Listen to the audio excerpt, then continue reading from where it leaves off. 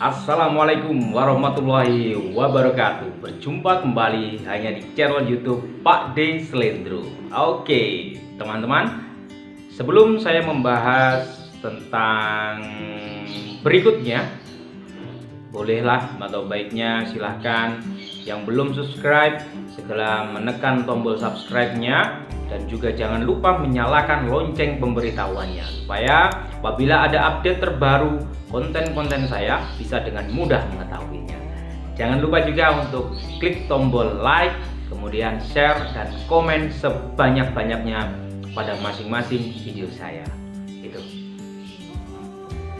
Baiklah, pada kesempatan kali ini kita akan membahas tentang nilai rapot anak.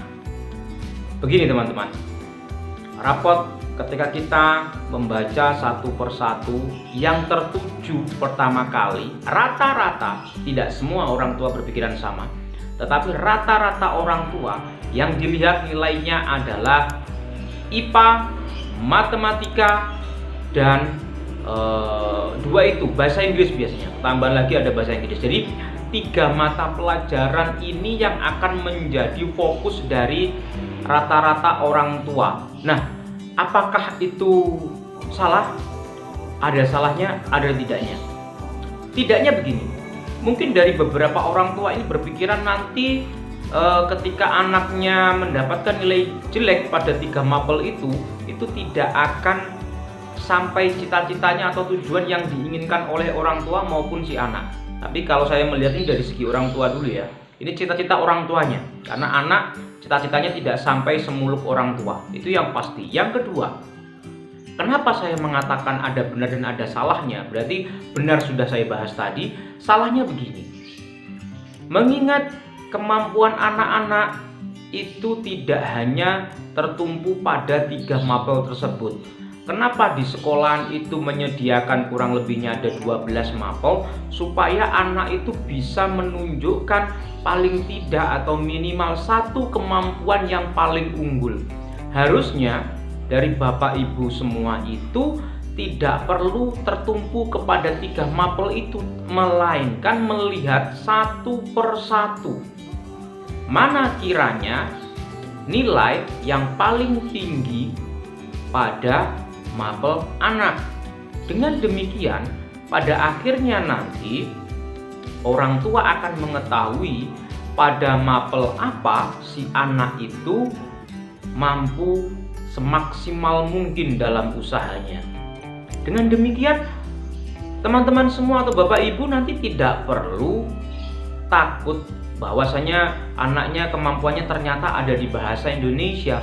Maka bagaimana caranya anak ini nanti itu bisa diarahkan untuk pada akhirnya berjuang pada bidang tersebut? Apakah harus menjadi guru bahasa Indonesia? Tidak. Pendidikan atau sekolah itu pada akhirnya tidak harus berlaku menjadi guru, tapi masih banyak yang lainnya. Ingat, seperti bahasa Indonesia itu ada banyak sekali ragam atau hal-hal yang bisa digali.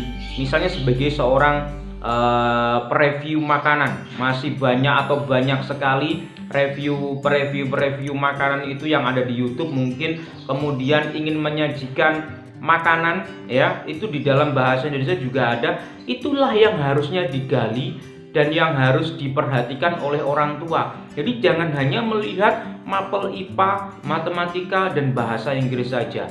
Tetapi saya juga mengingatkan, kalau itu ada kepentingan, ya memang harus dilatih, gitu loh. Namun jangan melupakan, jangan mengabaikan yang namanya kemampuan alamiah dari anak-anak tersebut, gitu ya. Jadi begini,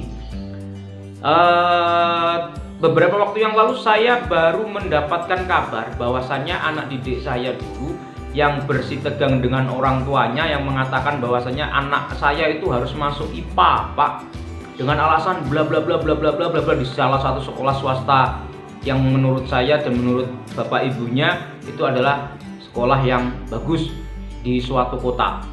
Nah, yang menjadi permasalahannya, si anak ternyata tidak mau mengikuti. Ya, untuk jurusannya, untuk sekolahnya, oke, dia mau.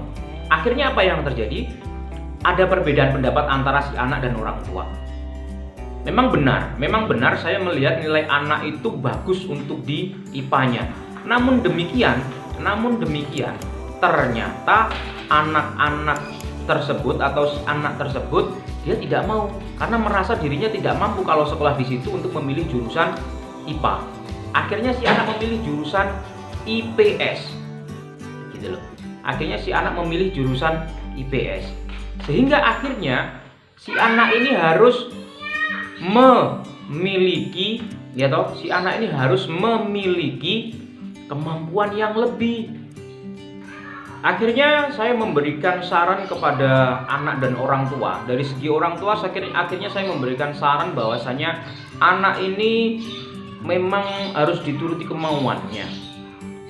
Kalau tidak, nanti yang terjadi adalah anak-anak ini akhirnya takutnya akan memberontak dan tidak bertanggung jawab. Nah, dari segi anaknya saya juga memberikan beberapa nasihat kepada dia. Kalau misalnya dia mau menolak permintaan orang tua, itu bagus. Namun, dia harus memiliki tanggung jawab terhadap pilihannya sendiri.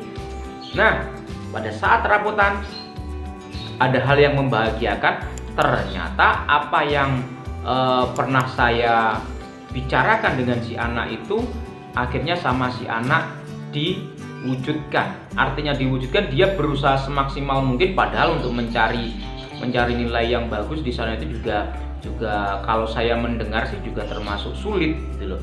Akhirnya apa yang terjadi? Si anak mendapatkan peringkat ke-6 untuk di kelas itu, dan itu adalah suatu pembuktian, kalau menurut saya pembuktian, dan merupakan hal untuk menunjukkan tanggung jawab moral dia kepada orang tua, bahwasanya dia memang benar-benar bisa menunjukkan atau bertanggung jawab terhadap apa yang dia pilih. Jadi begitu Bapak Ibu dan teman-teman sekalian, kalau misalnya kita mengambil sebuah keputusan, tanggung jawab, kita harus memiliki tanggung jawab, dan kita harus bisa membuktikan bahwa apa yang sudah kita tentukan, apa yang sudah kita pilih nantinya itu bisa membuat atau membawa sesuatu hal yang baik bagi kehidupan kita. Semoga apa yang dipilih anak ini dan orang tua ini harusnya ada komunikasi seperti itu. Dan saya melihat ini adalah hubungan antara anak dan orang tua yang bagus. Itu adalah dari segi orang tua tidak memaksakan kehendaknya, dan dari segi si anak itu harus memiliki rasa tanggung jawab terhadap pilihannya. Mungkin itu. Jadi kalau melihat anak, nilai-nilainya jangan hanya asal melihat nilai matematika, IPA, atau bahasa Inggrisnya saja, tapi silakan melihat secara keseluruhan dan minat serta bakat dari anak Bapak Ibu semua. Mungkin itu saja yang dapat saya sampaikan. Semoga kedepannya hubungan antara anak dan ibu masalah nilai ini tidak akan ada permasalahan lagi. Sekian dari saya. Terima kasih. Selamat berjumpa kembali hanya di channel YouTube Pak D Selindro.